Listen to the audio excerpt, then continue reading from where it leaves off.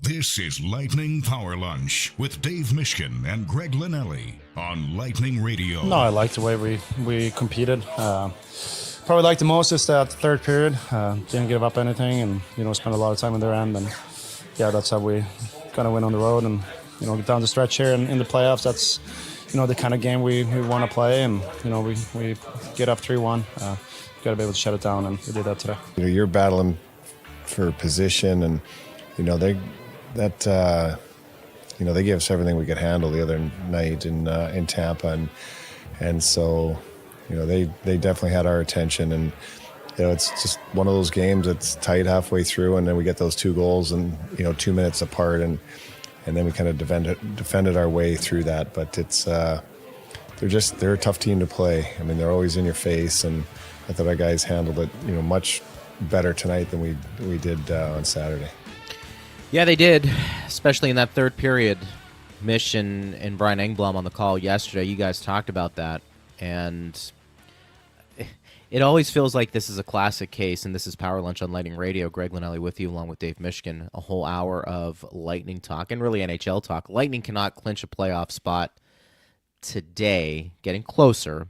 We'll get into that a little later on, but it always feels like, partner, when these two teams play, the way I always view the Islanders is that the effort level will always be pretty high for the Islanders, but really what separates these two teams are the playmakers that the Lightnings have and the Islanders don't have.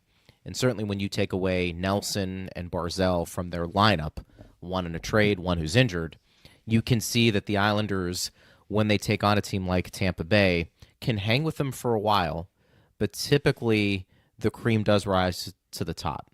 And just take a look at who scored for the Lightning, look at some of the goals that were scored from the Lightning, and look at the overall statistics offensively right now for the Lightning when it comes to guys who are filling the net. It is very, very different than what you're seeing over against the Islanders. So in a game where the Islanders, probably thought they played a good game, especially through two periods, what did they have to show for it? Mm-hmm. And the Lightning looked at it and said, okay, maybe we weren't great the first two periods, but we did enough. We got a lead, and then we really found our game defensively in the third period and shut some things down. So I always feel like regardless of where these two teams are, it's always going to come down to talent, and I do think the Lightning have a lot more talent than the Islanders, even though the Islanders usually put forth a really good effort. I'm actually going to disagree with you a little bit, Greg, Please about do. the first two periods. Yeah. I like the Lightning's game throughout. I love their third period. Yeah, we are on the same page there. I thought this was maybe not night and day, but it was a vast improvement for the Lightning in terms of how they defended as opposed to what we saw on Saturday. And the Islanders, they weren't quite as sharp. I mean, like, game to game, a team's level may shift a little bit. I think what Coop said was right. The Islanders got the Lightning's attention on Saturday. The Lightning, let's be honest, they were fortunate to win that game. They leaned heavily on Johansson, and they made just enough plays to withstand the comeback effort from the Islanders, talking about Saturday's game, and the fact that, the Islanders had a lot of chances that didn't go in when the game was, through the first two periods Saturday. Look at the number of scoring chances the Islanders had last night, though. Now, they had more in the first two periods than they had in the third, but they didn't have a lot. And, I made this point in my extra shift that, the one guy who had the most scoring chances for the Islanders was Bo Horvat. He scored the shorthanded goal. Yeah. He had a 2-on-1 in the second period, and Vasilevsky made the save. And I neglected to put this in my extra shift, but this is true, too. He had a breakaway in the first period. That might have been when the teams were skating 4-on-4. They had a 4-on-4 for 2 minutes. Those were probably the three most dangerous chances the Islanders had. They were all off the rush. The shorthanded goal was a little bit of a positioning problem for the Lightning on the power play. They had a good power play on that power play. They had a lot of zone time. They applied pressure, but they had four guys kind of caught down low, and Darren Raddysh took a shot that was blocked, and the Islanders left the zone quickly, and they got the odd man rush, basically because of the Lightning's positioning in the offensive zone. The Horvat 2-on-1 was a little bit of an ill-advised pinch by Moser, and Horvat got around it, but he was on his strong side as opposed to when he scored the goal. He didn't have as good of an angle, and Vasi made the save. And the breakaway was a little bit of a brain-dead moment for the Lightning where they let him leave the zone and the pass came through. Okay, those are 3 mistakes. You're not going to play a perfect game. And I know the Lightning got outshot, and I know at the end of the night the Islanders had 62 attempts. Saturday they had 72 attempts, and I'm like, that's kind of high. Maybe they were higher than 72, but they were in the 70s. The 62 attempt game last night felt way less dangerous. And if you pull out those 3 rush chances the Islanders had, how many other really dangerous grade A's did they have? Duclair had one where Vasilevsky fumbled the puck behind the net, but Duclair didn't even really bear down on that shot. Vasi got back in the net. Sure. And made the save. And by the way, Duclair was called out by Patrick Waugh after the game. I don't know if you saw that, Greg. No, I didn't. So, like, you're right. I mean, the Lightning made plays, and they have playmakers who can make plays. A scintillating assist by Kucherov on the Gensel goal. Just a great, great pass. So quick And off his stick. yeah, and then he found Hedman smartly joins a rush, turns a 2-on-1 into a 3-on-1. He finishes the shot. So the Lightning broke that 1-1 game open with a couple of goals midway through the second. But I kind of look at what the Lightning did defensively as a key to why they were able to win the game. And part of that was the penalty kill. They went 4 for 4. The Islanders helped them a little bit by taking penalties on 2 of those power plays. But one came late in the power play. So the Lightning had to get through most of that power play before the Islanders took a penalty. And then the other 2 overlapped by 13 seconds. It was a 5-on-3.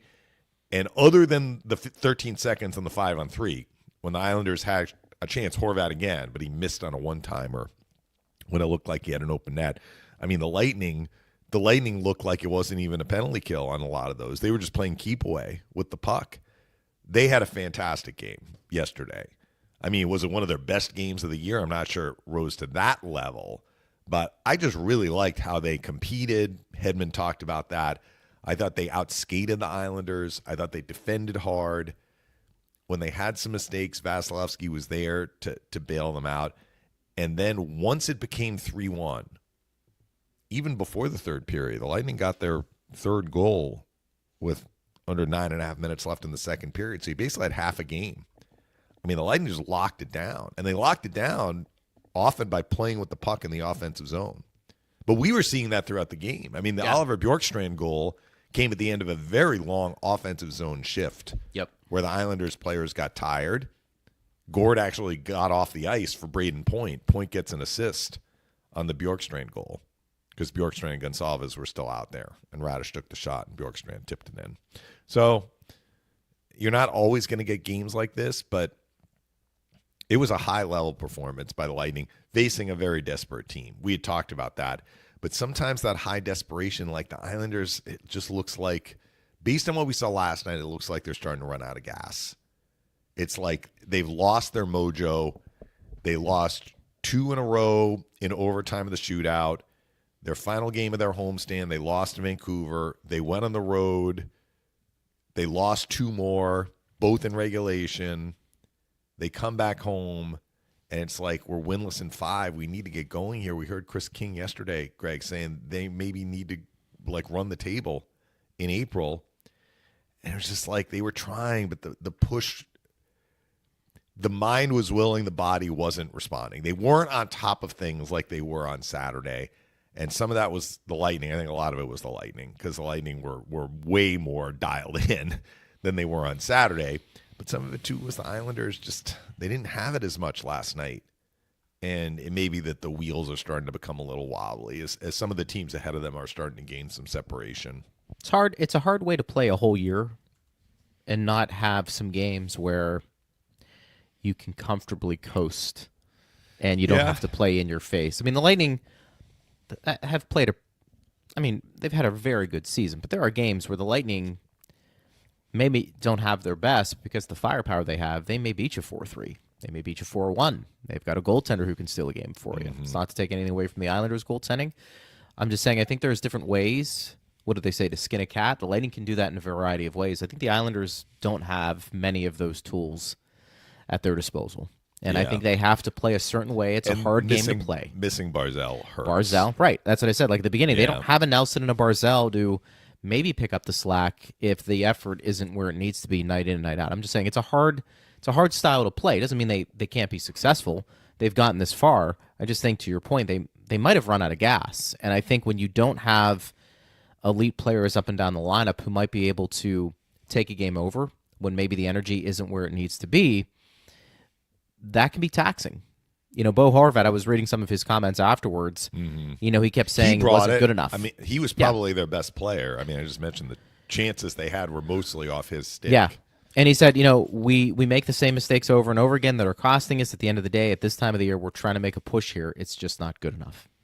And that's probably true. But the Lightning are a frustrating team to play against, as I said before. I mean, Kucherov has to be extremely frustrating to play against. So you feel like you could have that guy bottled up shift after shift, and all of a sudden, partner, he breaks out and has the pass he has to Gensel, or he has the drop pass to Hedman. And then you have Hedman, who, I mean, that's an elite shot. Yeah. I mean, that's a high-end shot from a guy who is having a very good year offensively. So I think the Islanders, while we can look at them and say that's a hard team to play against, as John Cooper talked about at the beginning of this broadcast, I also think, just kind of taking the emotion out of it, the Lightning have to be a very frustrating team to play against as well. Because you can think you have them maybe out of sorts, and then all of a sudden it just takes one shift where a guy like Kucherov makes a play or a point or a Hedman, or Vasi making a save. So I collectively, I agree with you. Overall, that was a nice win on the road against a team that I don't want to say you struggled with, but maybe you could say you struggled with, over the weekend, and that's fine. But now you've set yourself up on this road trip to have a little bit of momentum heading into the game tomorrow night against Ottawa. By the way, we're hoping that Scott Laughlin will be with us, and we'll talk about kind of the Eastern Conference race and the remaining schedule. Exciting time to be covering hockey in Canada, at least in the East, because right now you got the three teams all in a playoff position: Toronto, Ottawa, and Montreal. That's right. What a win for Montreal last night. So the other part of what happened yesterday, because Montreal won and because Columbus won, the Lightning did not clinch, but their magic number is now down to 2 points. So you said they can't clinch tonight. That's because they don't play. Those other teams aren't playing, right. So everyone's going to be locked in at the same spot. But because Montreal rallied, scored in the final 10 seconds to tie Florida, and then won in overtime, the Panthers only got a point. So the Lightning gained a point on Florida. And again, the Lightning extended their lead in that first tiebreaker over Florida. The Lightning actually lead in the first two tiebreakers over Florida. Regulation wins and regulation overtime wins. So if they finish tied, I mean, we're running out of games here. So we're going to reach a point where if things kind of stay the way they are, the Lightning aren't just getting points from overtime losses or non-regulation wins, and the Panthers are. It's not just that the Panthers have to make up that point. They need to make up the games in, regulation wins, basically. If they can't do it, that means the tiebreaker goes to the Lightning. So the Lightning gained a point on Florida and gained in the tiebreaker, and they move back to within a point of Toronto. Toronto and Florida play tonight. So the Lightning will be dropping 2 points to one of those teams, but they won't be dropping 2 points to one of the other teams. Right. If it ends in regulation, they'll not lose any ground to the team that loses. Right. So we're going to be doing some scoreboard watching. I also made the points. Ottawa, I think, is in a comfortable spot. Ottawa's in a comfortable spot. Would you agree? Montreal is getting closer, but I mean, it would still take a lot. And if you're Ottawa, Ottawa just wants to get in the playoffs. They right? do. So it's more about where is Ottawa vis-a-vis the ninth place team. And that's what I meant. Distancing themselves from, at this point, Columbus and New York. So Ottawa's got 84 points through 74 games. Columbus and New York both have 77. That's really the number I think. That's a fairly especially. Comfortable lead. I was going to say it would be a collapse, I think, for Ottawa if they don't get in. I think the dogfight now is Montreal. Montreal and a handful of teams. Yeah. What are you going to do with that last playoff spot? I mean, of course, we're talking about first place in the Atlantic and home ice in the Atlantic to start in that first round. And I think the Lightning, to their credit, have made this a dog race. I mean, they really have. They have put themselves in a position where if they keep doing what they're doing and one of these teams struggles, I mean, look, it's not like Florida's been playing great hockey here towards the end. No. And they're 4-5 Montreal and 1. swept the home and home. Yeah. I mean, one of the games was in overtime, but still. If you're Montreal, you're going into the set, you're like, we are holding on to the second wild card by our fingernails, and we have a home and home with the defending champs, and they won both. For sure. Suzuki has kind of put the team on his back a little bit. I mean, he had both the tying goal and the winner in overtime. And Lane Hudson, remember we talked about Lane Hudson when the Canadians had that really hot streak and stretch in December into January, and Hudson was like cranking out assists. Didn't he set the rookie record in the NHL I think for you're right. longest assist streak or whatever it was? Like he's leading the way for them too. A couple of good players, helping them for sure. Yep. I mean, that's still a bad loss for the Sens to Buffalo 5-2. I know they can score. I mean, I get that, but if they're below you in the standings, you want to take care of business.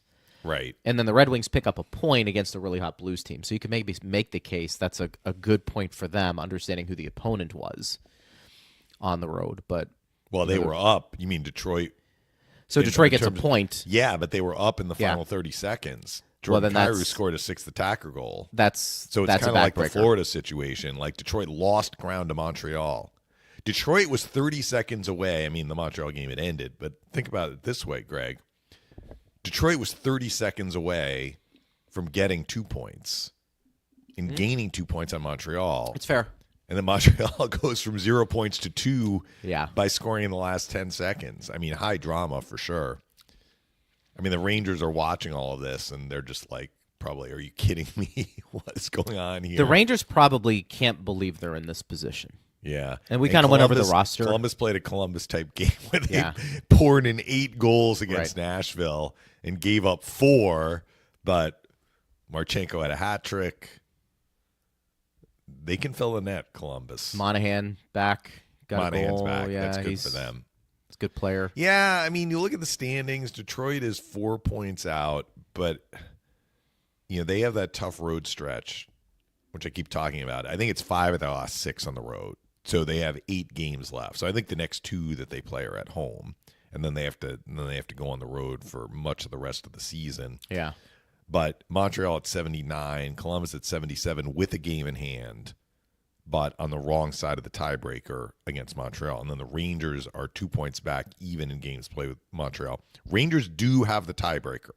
Montreal is not going to catch the Rangers in the tiebreaker. So I feel, confident saying mathematically it's still possible, but it's not going to happen. Regulation if the teams, wins, right? Yeah, if the teams are tied, the Rangers are going to win the tiebreaker. So Montreal needs to finish ahead of New York. Yeah, I don't think any wins. of those teams play each other, though. We need to find that grid that we were talking about. We do. I mean, that is a pretty sizable difference there, by the way. Rangers with 32 regulation wins, Montreal with 25. Yeah. By the way, the Lightning, I mean, this number jumps out at me. I know they've had some crooked games, partner, in a positive way. Plus 72. Yes. We think if the Caps is having like this fantastic year, and they have, they're plus 71. I feel like that's underrated. Lightning have had some blowout wins. That's and what I has mean. Helped for sure. But I mean, still, probably speaks to where they are defensively this year too, more so than where they are offensively. But that's a sneaky good stat. I mean, just kind of pour that on to all the other impressive stats I think we've seen on paper the Lightning accomplished this year. But that really sticks out in a very positive way, and I think. I'm looking at it right now. That might be the second best in the whole entire league. Winnipeg's at plus 80. So it kind of gives you an idea of how good the Lightning have been this year. Oh, yeah. No doubt. So Blues, by the way, they've won 10 in a row. Yeah. I mean, they're ahead of Minnesota now. I know. For the first wild card. It's crazy. Minnesota 4-4-2 in their last 10, a minus 10 goal differential. I'm just trying to look at the goal. I always find that. So in the East, you're going to get 2 teams that are going to have a minus probably goal differential. Although Ottawa's at -1, that may change. But that Montreal minus 25, that doesn't sit well I think, heading into the playoffs if they are the team. I mean, Columbus, we know their deficiencies, and I'm not impressed with the Red Wings enough.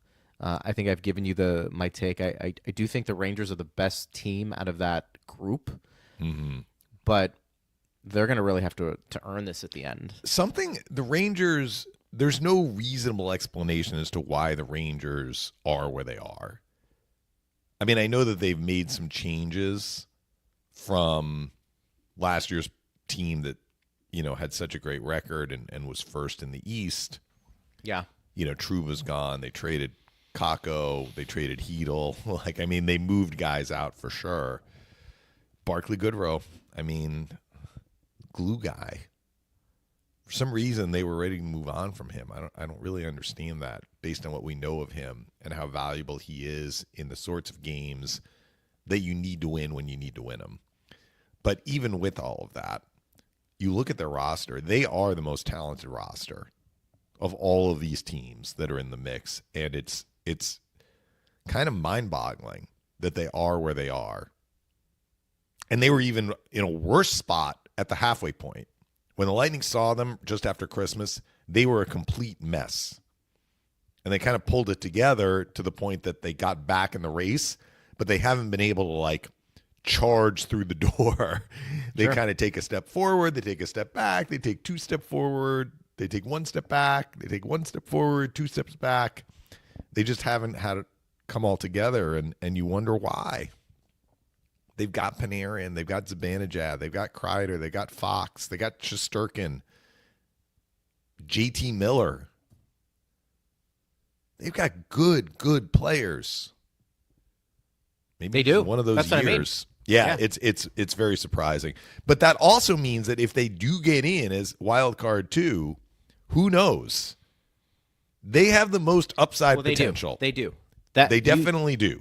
You really don't want to. That would be a team. I think it's funny. I think that'd be a series you could probably go 4. You could sweep them, or it could go 5 based off of the season, or Greg, it could go 7. Last year, the Rangers and Capitals, because it would be the Rangers and Capitals if the Rangers get wild card 2. Last year, it was the opposite. The Capitals were wild card 2, and the Rangers were the number 1 seed, and the Rangers swept the Capitals. 4 straight. Yep. It's interesting. The Rangers, I think their talent alone would make you a little uneasy, but I also think at this point they are who they are, and maybe there's a reason why they're struggling to be where they are. They're going to have to do some hard looking in the mirror during the offseason, figure out what the heck happened this year. Unless they make the playoffs and go on a huge run.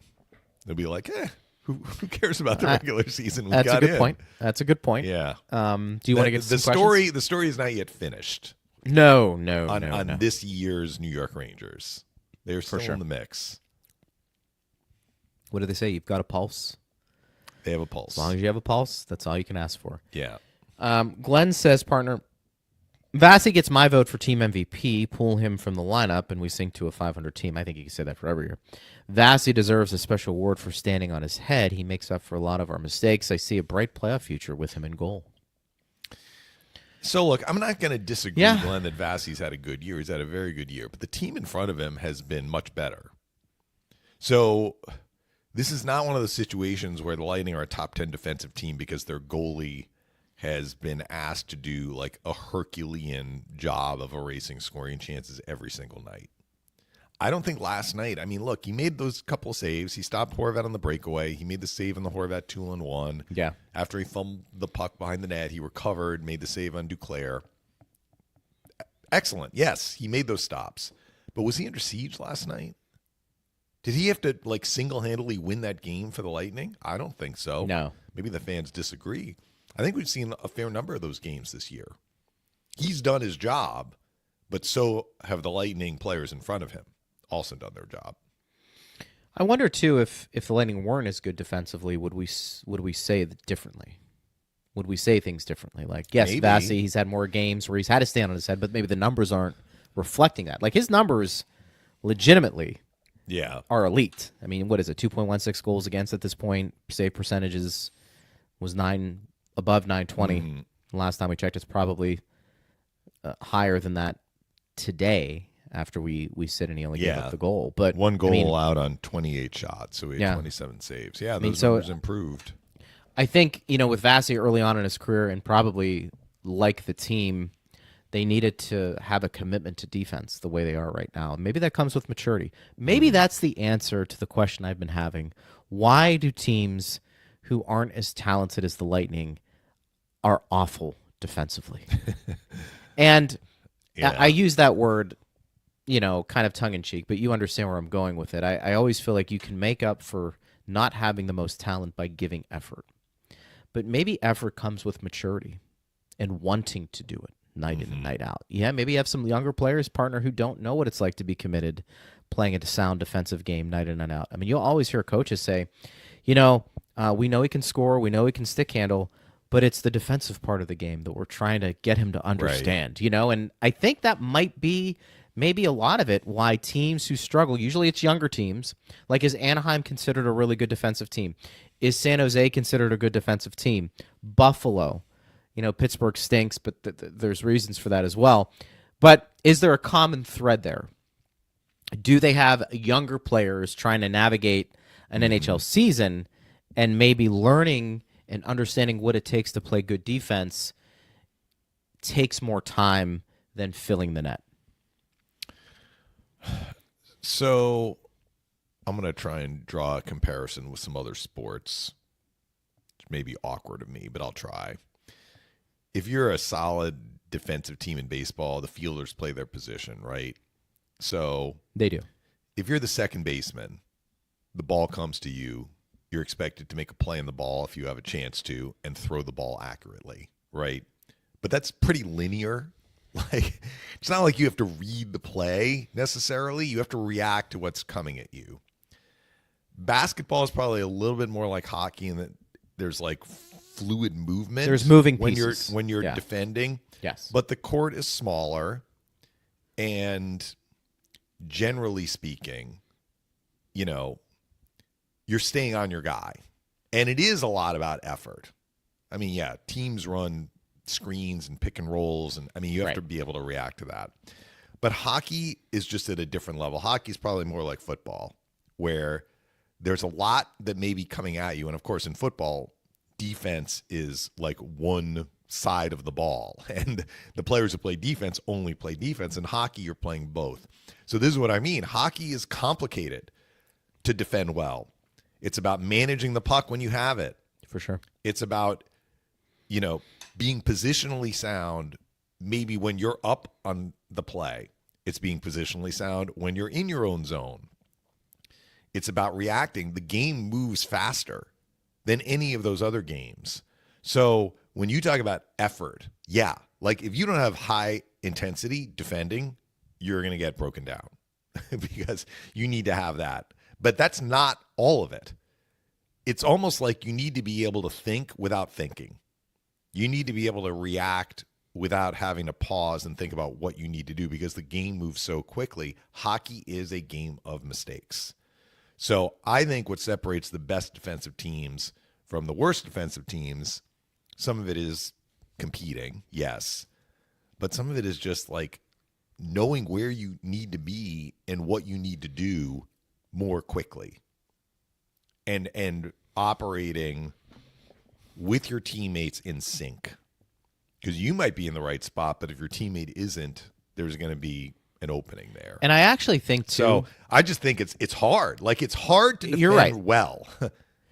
And, I would say... I think Hard to defend at an elite level. I shouldn't say hard to defend. I mean, it is hard to defend well. But some teams can defend well. It's hard to be perfect.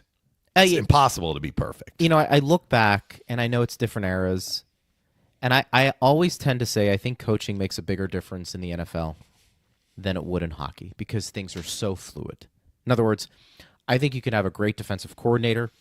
I think you can schematically slow down another team's offense if you have a really good game plan. It could be taking away the run. It could be forcing them to be one-dimensional. Understanding there are exceptions. I go back to like the Devils when they had the trap, and they were really hard to generate any offense. Now, did that work because of also the era they were playing in? Did that work because of the coaching they have? And did that work because they had a bunch of players who bought into that system? Probably a combination of both, but very rarely do you see a team, and maybe things have just evolved differently, partner. The league's more talented. You don't necessarily go to the trap as much as a tactic if you're a coach than what you did 20, 30 years ago when the Devils were competing and winning a lot of games and winning Stanley Cups. So I don't want to say coaching can't make an impact or a big impact in the NHL, because I think it can. I think that probably comes more in the way of line changes and combinations and doing stuff that John Cooper regularly does, which I think is kudos to him. Designing and devising a system that suits your team, and then your players are executing that system. That's a fair point. I think also, to your point, hockey moves so fast, sometimes it might be harder to pick up what that strategy may be. Do you have a forward who's a little higher in the offensive zone to prevent odd man rushes? Those are subtle things that maybe people don't see on a regular basis compared to in football. Maybe you have bump and run coverage. Maybe you have a cornerback blitzing on a regular basis, and you physically can see what you're doing. I just think in hockey, it is harder to control the pace of play at times because things are so fast. I think today's game especially, the talent level has risen to the point where you can do all you can defensively to slow a team down, but at some point, look at the Lightning, they're going to get their looks, and it's incumbent upon them to finish. And I think for the most part, they have done that. But I do often have that question, because you're right. Baseball, you're not worrying about a player barreling down on you unless you're turning a double play or a player's coming in to slide into home on a bang bang play. You can't even run over the catcher anymore in baseball. So take that equation out. Basketball, I think, is closer to the hockey in terms of physical. Correct. But the game does move more slowly. There's more time for a player to react, and the court is smaller. So it's harder for players to get lost, right? Yep, for sure. I mean, I still go back to Dennis Rodman, who I mentioned a few shows ago. Like, what made him such a great defender? Some of it was, he just knew how to defend. Correct. And he could rebound, right? So, I mean, that was part of defending, right? It's like, and he wanted to. But that's it. The other thing. Yeah, his effort level, right? Like, his effort was in the 10 every game, on and off the court. On and off the court, yes. Well, maybe the stuff he did off the court informs how he was able to play at that level on the court. Some of the stories about, like, he would be at, like, WrestleMania, and then pops into a game, and he lived while he was playing. I mean, he's still around. I don't know what he's doing now. Heck, he went to North Korea. He definitely lived a very full life as a professional athlete. He kind of did things his way. He did. I mean, he really did. But when the ball was on the court and he was on the court, he was like glue. I mean, is he a Hall of Famer? Did he get into the Hall of Fame? He should be. I don't think so. He should be, by the way. As good as he was defensively, he was not. No, he wasn't a great offensive player. He wasn't a great offensive player. But would you say he is an elite defensive player? Oh, yeah. I mean, I think they had, like, the fans can correct. The fans that followed the NBA in the 80s and the 90s when Rodman was on the scene can tell me, but I think they have an award for best defensive player. And they do. He won that. I mean, look, 5-time NBA champion, 2-time NBA All-Star. Okay. So you have his stats there. He was the NBA's 75th anniversary team. Okay. Well, maybe he is in the Hall of Fame. I mean, he should, but I'm reading his Wikipedia here. Whatever.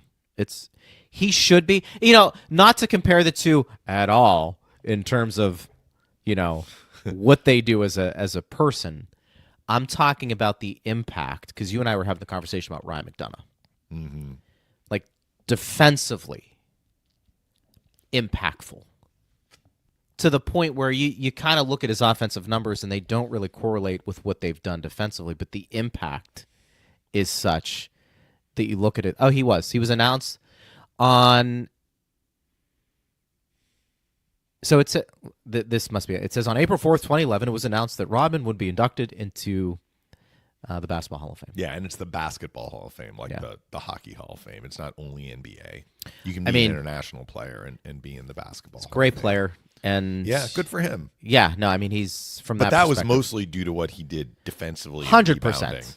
And 100%. championship pedigree. I mean, he played on championship teams. He did. The Worm. as they called Yes, him. he was the worm. The worm. It's a great nickname. You're right about he lived a full life and has lived a Yes. full life. Well, we're talking about it in the past tense, which is for sure. which isn't right. He's still living a full life. Yeah, he's doing what he does. He lived as a member of the National Basketball Association. He lived his best life. There's no question about that. You think about how good you have to be basically be one-dimensional and get to the Hall of Fame. Yeah. Now, a lot of guys, hockey, you could be an elite scorer, but usually you're pretty good defensively, and you take some face-offs, and he was strictly a rebounder and a defender, and it was like you were so good at that. Mm-hmm. You're elite. So that was our fun there. Anthony says we can't play in such a small box on the power play against Barkov or Marner. Bjorkstrand should be there, but he needs to move higher and be more ready. His hips are turned the wrong way. I know he can't bomb like Stammer, but at least catch and shoot in one motion. Well, he kind of did that on a power play the Lightning had in the third by catch and shoot. He stopped the puck and then shot it. It wasn't in a position for him to one time, and Sorokin got over. Sorokin played well last night, too. I mean, that's the other part. I thought the Lightning had a bunch of scoring chances, especially early in the game, that Sorokin turned aside. They got the one goal from Bjorkstrand. Oh, Anthony. Anthony has spent a lot of time thinking about the power play. He dissects it. And writing us. Again, it's hard to argue with the results. I mean, they didn't score last night, but I thought they actually, had some dangerous looks around the net. The Islanders used a passive kill. Not every team is going to use that. Brian talked about that. So actually, Brian was saying you can't try and force something to the middle when they're packing it in like that. It's a good point. And Kucherov was trying, and it wasn't working. Sure. And so what Brian said in the first period when he saw this, and the Lightning, I don't think they had a power play after the first until the third. I remember that right? Yes. So he saw it in the first period, and then we didn't see it in practice until the third because the Lightning didn't get another power play. But he's like, if they're going to pack it in, get Bjorkstrand out there for Hagel so the one-time shot is available. In other words, you can't get it into the muck in the middle, but you can work it around, maybe work it around the horn as opposed to a seam pass and set up Bjorkstrand for a one-time shot, which Hagel doesn't have that as a lefty at the left circle. And that's exactly what happened. Gabby actually interviewed Jeff Halpern. It just turned out that Halpy was the coach after the first period, and she asked Halpern about the power play, and he said, yeah, they're packing it in, so maybe we have to shoot more from the outside. So it's not just a one-size-fits-all. Anthony, you know this. I mean, clearly you're watching very closely what the Lightning are doing on the power play, but what a penalty kill decides to do will affect what is open for the Lightning in terms of attack options. Some PKs use a very aggressive approach. They bull rush Kucherov. Mm-hmm. Okay, maybe you can get to him, check him, disrupt the puck or disrupt the play, intercept the puck, get it down the ice. Islanders had a different approach. They were like, we're going to let you have the puck. We're just not going to give you anything in the middle that's dangerous. So hold on to the puck, keep looking, and the penalty time is ticking down, and you try and force something, we're going to disrupt it and get it down the ice. So there's no one right or one wrong way to approach a penalty kill, or I should phrase it this way. If you are a penalty kill coach, there are lots of different ways you can choose to kill a penalty. It's just depending on what you choose to do, there are options that are going to be open for the power play unit depending on what you decide to do. So last night, what the Lightning were faced with was a penalty kill that was basically clogging the middle and taking away Braden Point even more than some other teams. So they're going to have to find a different way to attack it, and that's why, in Brian's mind, Bjorkstrand came out there for the third period power plays so they could get that shot open. Now, Anthony's talking about his hips. I mean, I don't know. I'll say this, Anthony. The guy's been in the NHL for, 7-8 years. I think he scored 20-plus goals just about every year he's been in the NHL. So I would actually defer to him, and I think he knows what he's supposed to be doing out there. But I'm not an expert on like squaring for a shot or anything like that. It's hard to quibble about the power play. You know, I tend not to nitpick as much there because it has been a difference this year. And it's taken some time a little bit to adjust. I do think finding the right personnel, life without Stammer, but I think it's still been a threat. And it may not be the number one power play in the league, but if it's in the top 10 heading into the playoffs, I think there's enough to work with there that the other team who's taking penalties against the Tampa Bay Lightning in the playoffs should be concerned. How the Lightning score in the playoffs when it comes to the power play, because let's face it, this is what this conversation is going to be about. How impactful can their power play be at times during the playoffs? They only get 2 chances, partner. Are they creating momentum with those 2 chances? Are they capitalizing on one of those chances? Because as you know and I know, and we've brought up this point many times, there's not another league where playoff officiating differs from the regular season officiating.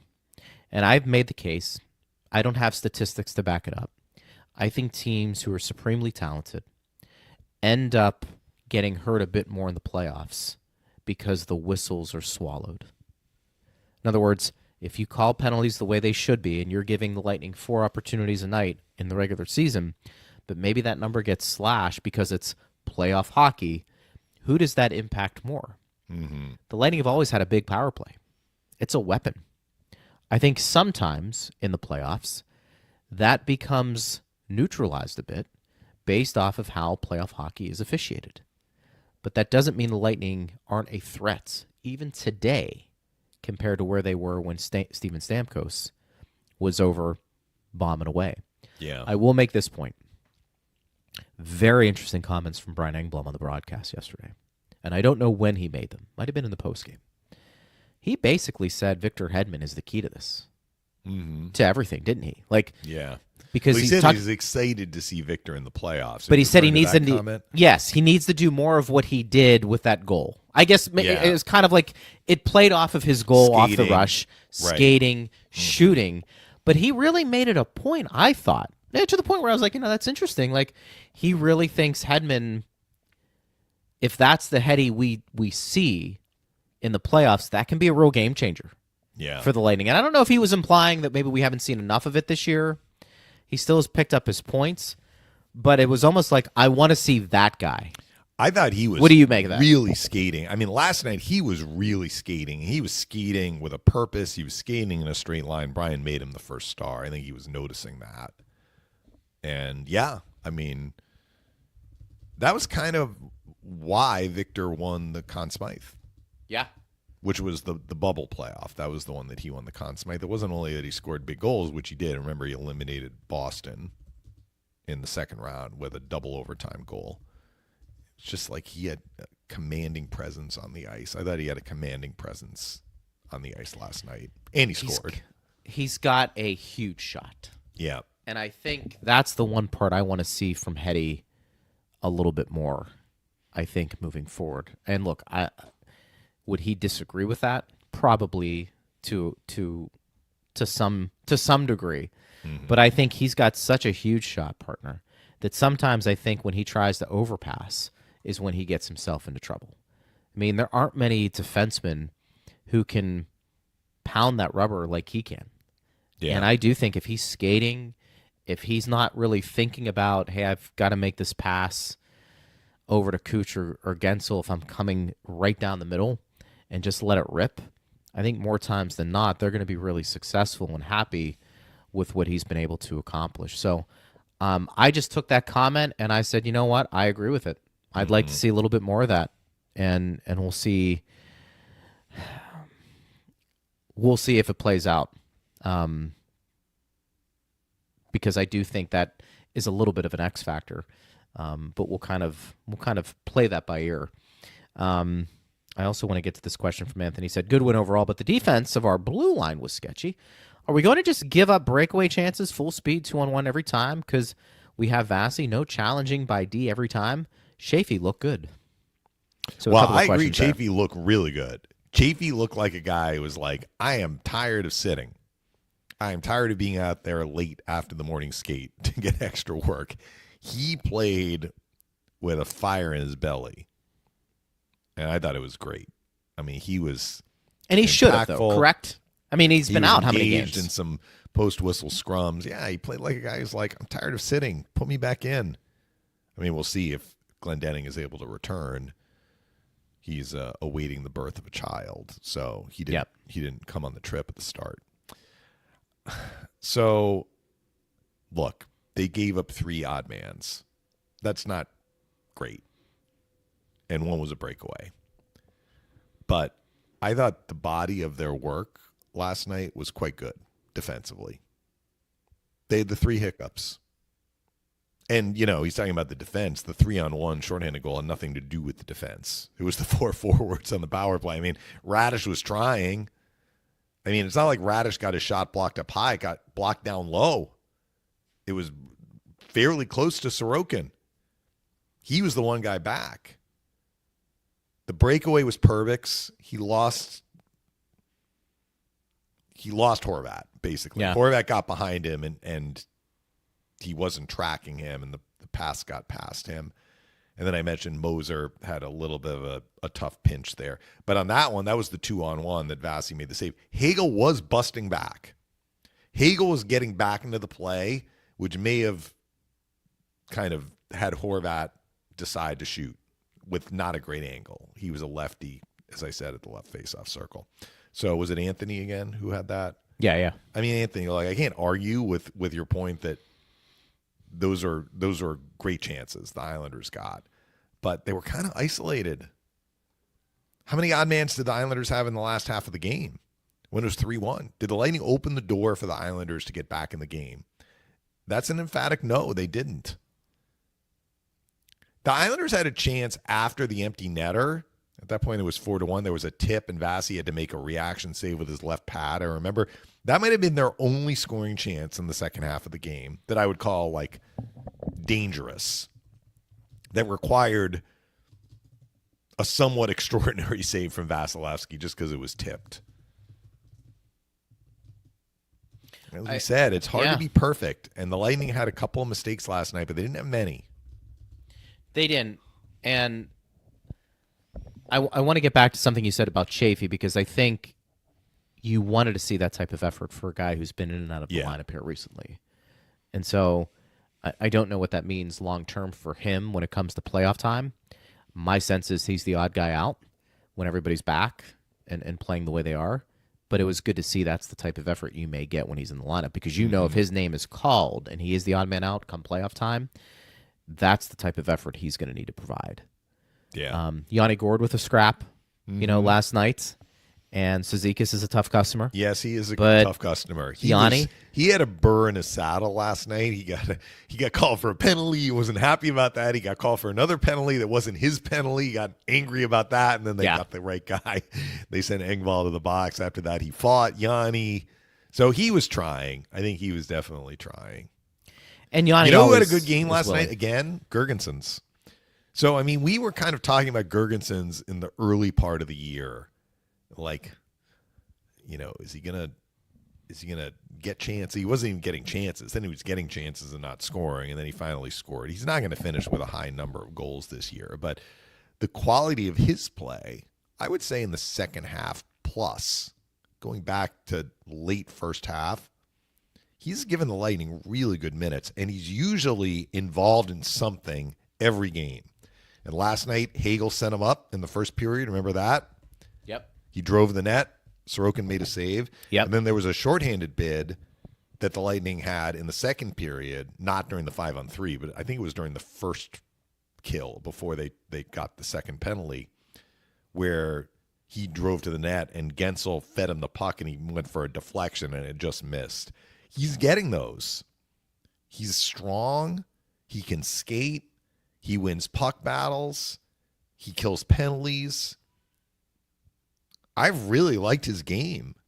It's just you look at his numbers and you're kind of like, well, he's only scored a couple of goals. Okay, but what's he doing to positively impact games? He's doing a lot.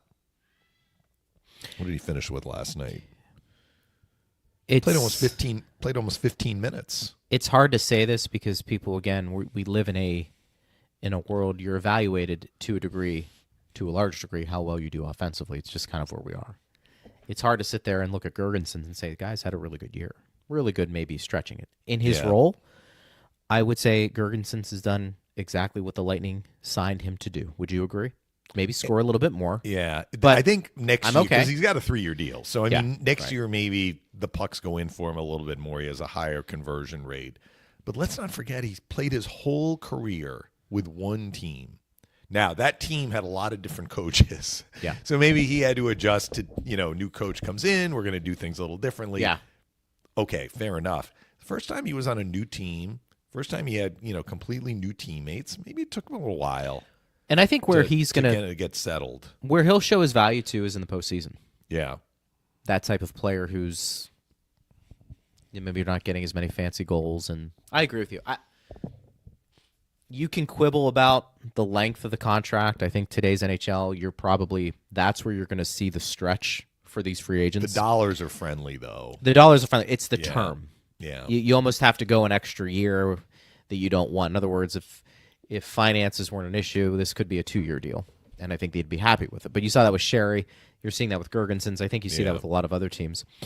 But I think Gergensen's has been exactly what you wanted him to be. If he scored 8 goals this year, we probably wouldn't be having a conversation about some of his offensive, not problems, maybe issues. But I mean, last night, he and Chafee were on the line with 2 forwards, so there was a third guy with them. Yeah. And they were noticeable just about every time they were out on the ice, I thought. Thomas says, who do you think makes up the Black Aces for the playoffs? Well, Syracuse is on track to make the playoffs, and as long as Syracuse is playing, there are no Black Aces. That's really the extras that come up from the minors when the minor league team is no longer playing. And that's presuming that the NHL team is playing longer, of course, than the AHL team. But I think anyone who's played with the Lightning this year and is currently in Syracuse would probably be part of that group. Is there a limit to Black Aces? How many you can have? I don't think so.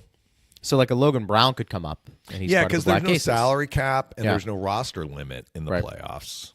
Yeah, Logan Brown, Duke. I think those guys would all... Crozier. Yeah.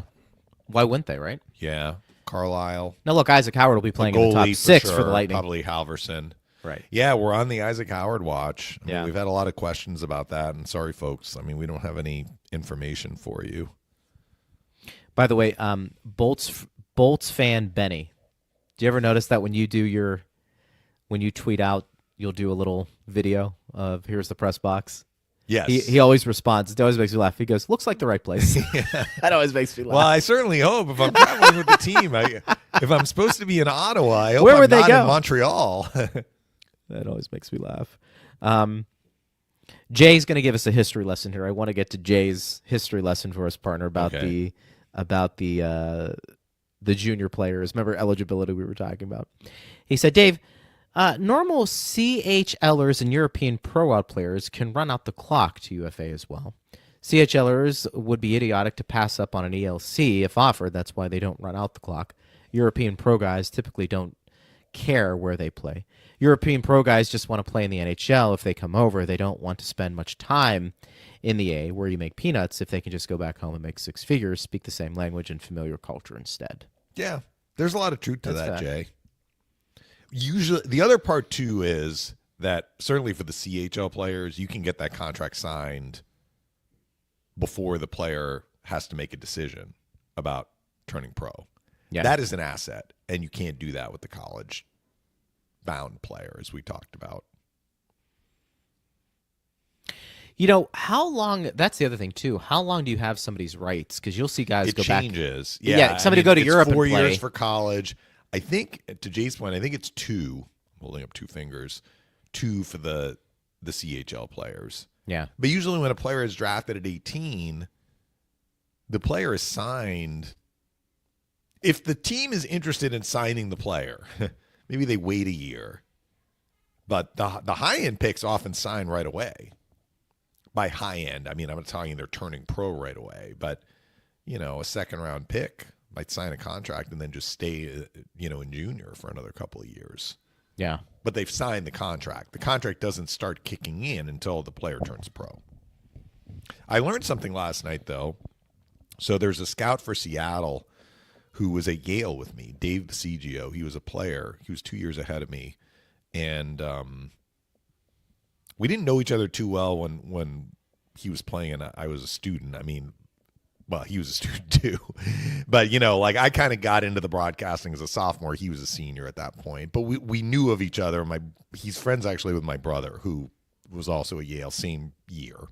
So we kind of connected.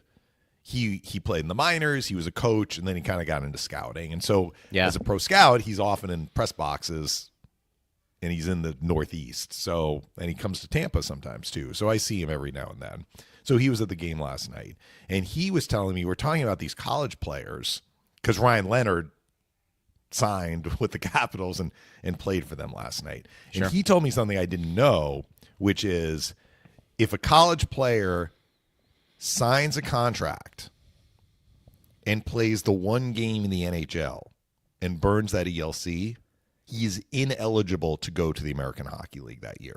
Sure. The only way a college player, first of all, the college player has to sign a contract. But if the contract is signed, but the player, you don't want that contract to kick in right away, you go to the AHL and sign like a tryout agreement, which is what has happened with this Cooper Flinton. The Lightning signed him from Dartmouth. The Mercury player from UMass, same deal. So let's just say Isaac Howard signs a contract. The Lightning play him the one game in the NHL. He burns his ELC. He's not eligible to go to Syracuse. I was not aware of that. So Dave Basigio informed me about that. Nice. I'm like, why? He's like, I don't know. That's just the rule. So. A lot of rules. Yeah. A lot of he was rules like, I like that AC Mont because he's with Seattle. Maybe I didn't mention that. He's a scout with Seattle. Yeah, he's like, he likes the so AC he's Mont. like, yeah, our team is going to miss the playoffs this year. But he's like, I'm curious to see if we re-sign because he's up after this year.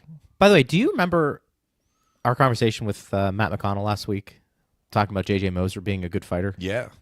I went back and YouTubed him. He actually fought AC Mont. He actually fought AC Mont. when AC Mont was in the Lightning. Fought Braden Point. Fought Moser. But I could only find 2 fights from Moser. And look, you two may not have all of them, but he handled himself well, but it wasn't like he was pounding away and it was like, wow, yes, don't mess with Moser. It was kind of like he held his own and did pretty well. But I couldn't find any footage of J.J. Moser dropping those gloves and being the bad man that he is, allegedly. But maybe Matt saw something we didn't. I don't know. We'll see if the fists come off tomorrow. I'm interested to see. Lightning tend to struggle in Ottawa. Yeah. I mean, look, I've said that at times they've struggled at the UBS Arena, and they had a great game, in my opinion, last night. So every game is its own story. I think Ottawa is going to look. Ottawa's in a different boat than Islanders or Rangers.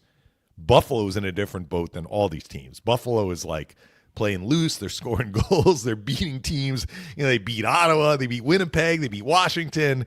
They're feeling good about their game right now with nothing at stake, basically. So that'll be the challenge on Saturday, facing a loose team that's obviously got a little mojo going.